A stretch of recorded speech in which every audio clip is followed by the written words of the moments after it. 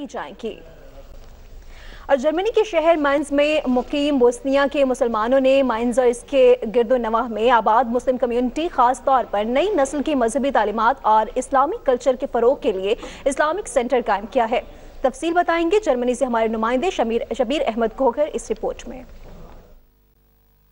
Germany के शहर mines में मुख्तलिफ मुल्कों के मुसलमानों की एक बड़ी तादाद आबाद है, जिसमें पाकिस्तान समेत मुख्तलिफ मुल्कों से आए मुसलमान शामिल हैं।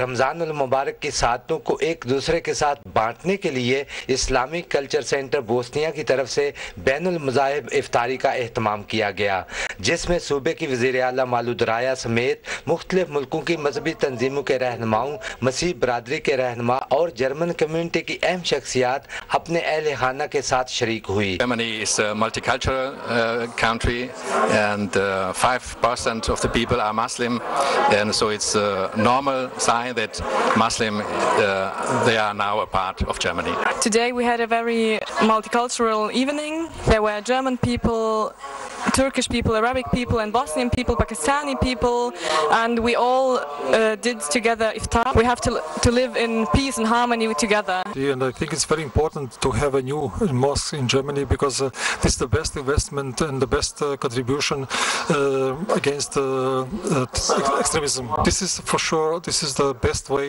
to create a common life in Germany. वज़ीर आला ने खिताब करते हुए कहा कि जर्मनी में ऐसे मराकज़ जिनसे भाईचारे, अमन व मोहब्बत और दोस्ती के पैगामात को फ़रोग़ मिले का क़याम खुश आइंद है।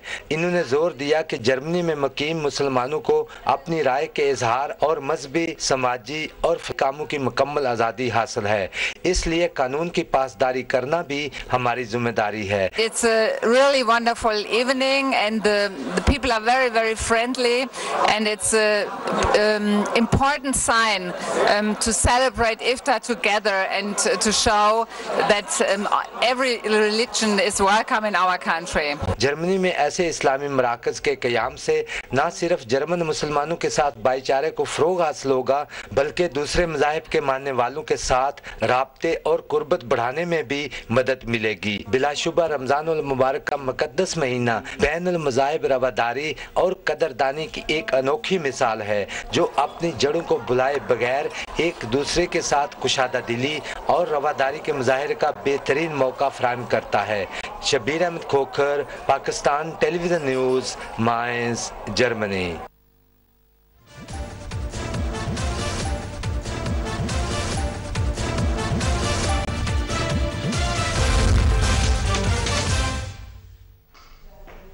बैनुल अक़वामी मंजरनामे पर नजर डालते हुए सबसे पहले आपको खबर देंगे इराक से। इराक के